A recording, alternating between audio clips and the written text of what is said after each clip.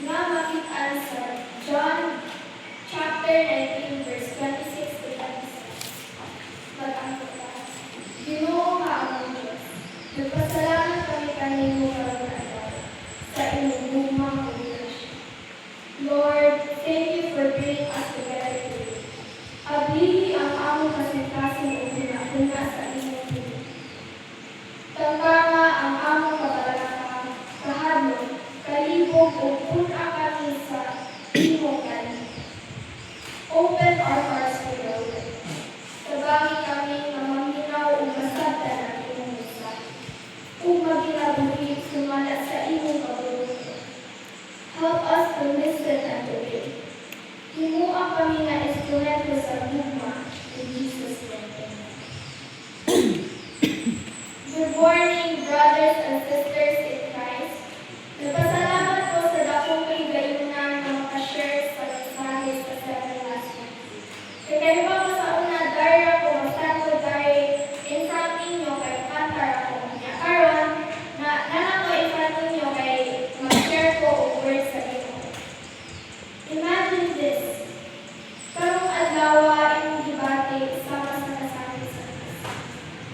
Daghan ang nag-ilusara, daghan ang nag-antis, ug daghan ang naglibog sa ulong pagpadali. Naakay problema sa pamilya, naakay kabalaka sa imong kinabuhi. Nagafeel ka nga murag walay nakasabot sa imong debate. Sa krus, adunay gugma o walay sa. Even in the darkest moments, you are never alone. More than friends, a family at a cross. Mauni ang maayong balita. Gihigugma ka sa Diyos, bisan sa imong kakulang. Wala ka niya bisalingkoy, bisan makasasala ka. Gipadala niya si Jesus sa krus aron ikaw mahimong bagong kinabuhi. The cross is not just a symbol of death. It is a symbol of salvation, hope, and family. So John chapter 19, verse 26 to 27, si Jesus nag-atos sa krus. Ang lawas niya gipasakitan, ang kasing-kasing niya nag-atos. Ang dungog niya gisalingkod. Pero bisan sa tanan, siya nag-focus sa natin. Babay, tanawa ang imong anak. Kung ingon siya sa tinunan, tanawa ang imong anak. Even in pain, he loved. Even in suffering, he reached out. Ang unang punto, you are not alone.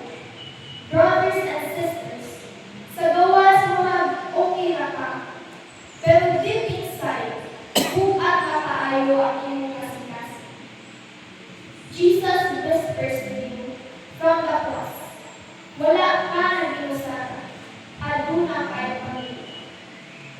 Your identity is not your failures, not your past, not the opinions of others. Your identity is being loved by Christ. And remember that you are never alone. Ikaduhang punto, love that shows up. Daghan karon ang fake friends sa eskwelahan, Facebook, or social media. Ingon sila nga, naarang mo tabang nimo. Pero sa dihang naglisod ka, ila na kang bigyan. Nag-care ko, or moingon sila nga, naarang ko mo support nimo. Pero sa words lang, wala di ay sa buhay. Yan na si moingon, friends na ta forever ha, pero temporary red ay.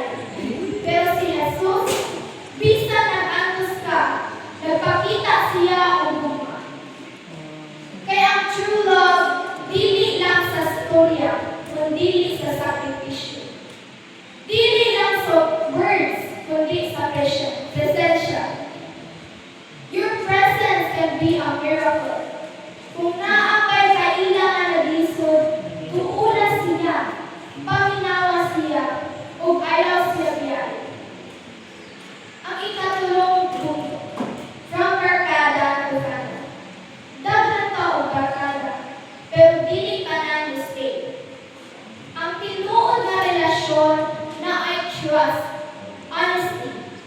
care. Ang barkada pwede temporary, pero ang pamilya ang lifelong. In the church, we are so called to be family in Christ. Dili lang ang members, we are spiritual family that supports each other and love each other. I will share to you a dramatic story for youth. Imagine youth. Hilom na pirmi sa klase, naa sa pilit sa barkada. Nagabati o kamingaw, pero wala nakahatag o signal. Inside, bukat ang iyang kasing-kasing. Broken family, fear for the future, and feeling of worthlessness. Day after day, nag-iusara na siya, hangtod na sa katao nga nibuol lumikod. Okay ra ka? Ayaw ka bala ka kay naara ko dili balikin. Pwede ra ka makastorya nako anytime. Suddenly, ang iyang kalibog kasakit o kahadlok, nabati na naay hope. Ang lesson sa story, usahay ang simple na naara ko, pwedeng makaluwas sa kasing-kasing sa usa ka tao.